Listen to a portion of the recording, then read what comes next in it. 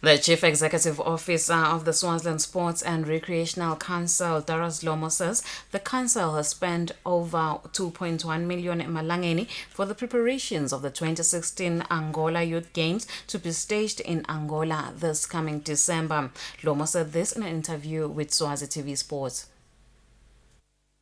With only a month left before the 2016 Angola Youth Games begin, where the Kingdom of Swaziland is represented by football, boxing, athletics, Paralympics and gymnastics, the Chief Executive Officer of the Swaziland Sports and Recreation Council, Darius Dlomo, said preparations and all necessary have costed 2.1 million Emalangeni. So far as the financial implications to it, was spending 2.1 million Emalangeni to take the team to Angola. It's a team of 47 together with 3 dignitaries, so it makes a whole Swaziland delegation to be 50.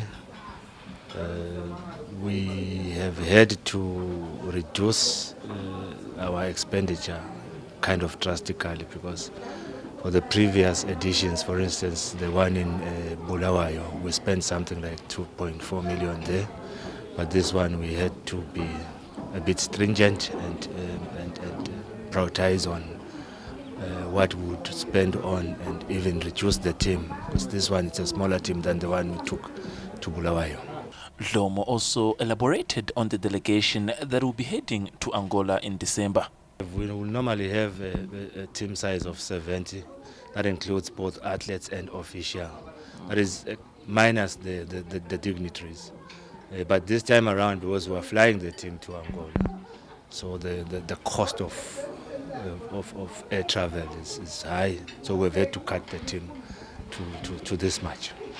Teams like boxing and athletics are carrying the highest chances to return home with a medal based on their current preparations. For Swazi TV Sports, Swazi Mabuza, Zuluini.